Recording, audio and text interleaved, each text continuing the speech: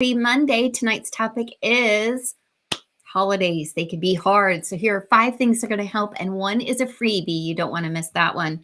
So a lot of times this time of year is just such a huge blessing, right? We're thrilled. We're going to get time off.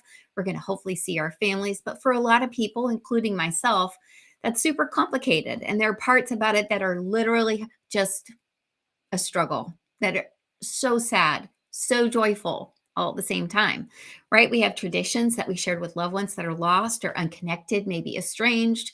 Maybe we are worried about money or health problems. There's a lot of reasons this time of year can be hard for people. And while the first thing we can do is just to be thoughtful that that may be the case for others and be considerate about that, there are 5 things we can do to help ourselves too. And the first thing I'm going to say is to take time to feel those feelings. As hard as that may seem, if you are a stuffer downer like I am, stop. Put some time aside to give yourself some grace and to really process those feelings because they're important and they're going to catch up with you, whether you deal with them now or in the middle of cutting the Christmas turkey. You're going to deal with them. And so giving yourself some time to say, I'm really having a hard time and I need some space to process what I'm feeling, to have a good cry, to go into the closet and scream, to go on a drive and clear my head, whatever it is that works for you, give yourself time to feel these feelings. I also think it's important to schedule bubble time, which is kind of the opposite. If you're new here, bubble time is a time that we can have where nothing bad can come of the bubble. It's usually a couple hours in the evening before bedtime, and it's a little bit like meditation, except when something sad or difficult that we've been struggling with comes to our mind, we recognize it and we release it. We don't chase our tails. We don't drown ourselves in it. We really focus on the good things and relaxing and giving ourselves grace. So the first thing is dig in and feel it. And the second thing is don't do that all the time, but especially every day, make sure you've got some light moments in your day, that you've got a window where you say, I give myself permission to feel joy, to watch a fun TV show, to read my favorite book, to do a Sudoku puzzle, because you are important. You deserve grace. I don't care if you are the problem.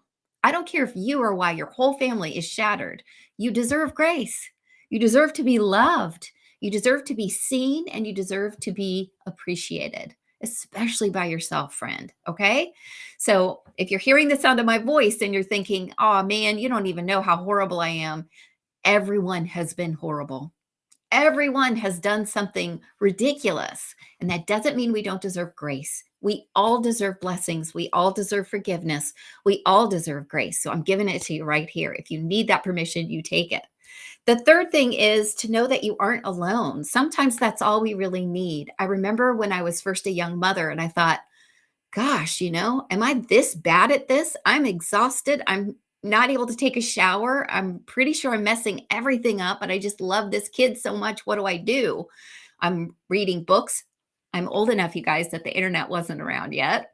But I talked to my friends and they were all like, oh my God, I feel the same way. And it made me feel so much better. We could lean on each other. We could swap ideas. We could give each other breaks. Like you watch the kids for a while, I'll watch the kids for a while. But just the entire mental note of it's not like you're a Scrooge. You're just struggling. This time of year can be hard and that's okay. So know you're not alone. Um, when you fill in the blank, right? When you say, this time of year is hard for me because I'm missing my grandmother who made holidays so special. I'm missing Mimi who made every day so special. This year, you guys know I'm going to be missing Miss Maggie. And so I promised to dress up in her honor, just like I did for other holidays. Maggie was just such a special person in our lives. And this is our first Christmas without her. And I'm just sending love to her family and those who were close to her. And I know we're all going to be thinking about her today and throughout the holidays. The next thing is to remember the reason for the season, right? If you're a Christian, obviously that has greater connotations. But even if you're just someone who believes in the beauty and the magic of Christmas, the beauty of the season is that we do stop our lives for a short time, whether it's Christmas or Hanukkah or Kwanzaa or any of the other amazing holidays that fall in this period of time. That's one of the reasons people say happy holidays, because there are so many across the world that fall right now. And holidays are a chance for us to stop and honor our shared experience. They're a chance to be able to take stock and to be grateful for the things that are going well, because no matter how hard things are, we all have things that are going well. If you're a Christian, obviously the standard trope of Christmas is even more significant and even more meaningful. So let Christmas be Christmas. Let those other holidays be those other holidays and celebrate them. Remember, this isn't just a day off. This isn't just a week off. This is a special time of year, and you deserve to celebrate that and think about that. Maybe dig into it a little bit. And last but not least is the freebie, and that is sometimes we all need help. Knowing when you need help can be tricky. I've gone into therapy twice in my life. I'm in therapy currently. Sometimes it's because things are so rough. Sometimes it's because things are big and they're going well and I want to navigate them well. Whatever it is, talking to someone makes a huge difference. Talking to an expert who is trained makes a huge difference. And where I found help was BetterHelp. The reason I recommend BetterHelp to you is because I appreciate the flexibility. In 2022 and 2023, I love that it can be on my phone. It can be via Zoom. It can be in my car. It can be in my house. If the reason you need therapy is in your house, it's a little tricky, but you can go somewhere private and have that conversation. What I think this does is it leverages our access to thousands of therapists across a wide expanse of space instead of just who you know in town. It may also help relieve some pressure. If you live in a small town, it may feel like less you're going to see Bob or Judy, and then everybody will know you're in therapy if you have those emotions around getting help in a therapist's office. It also makes me feel like the questionnaire that they gave me when I joined really narrowed down who I'm working with. And as a result, the embarrassing, difficult, awful things that I had to say, hey, here's all the stuff I'm dealing with. Can you help me? Weren't crazy to her. She was like, I do this all the time and I'm here to help you. And you're not crazy. And this is difficult. And I can give you tools to make this difficult thing more manageable for you. I think everybody at some point needs therapy. It is a wild time in our lives, and there's nothing to be ashamed of. I also find this therapy extremely affordable, and you get 2 free weeks. And so do I if you follow my link.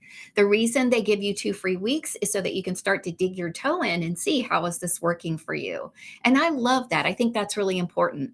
BetterHelp also gives me homework. They give me writing assignments. I don't always do them, and you don't need to either, but it helps accentuate the power of that one period of time that you have with your therapist. So if you need help, and you'll know if you need help when you start to feel like you really can't handle the rest of my suggestions or what's going on in your daily life. I remember when my first therapist actually recommended that I went on medication years ago. I was in her office and crying, and I was saying, these different parts of my life were all kind of exploding and falling apart at the same time.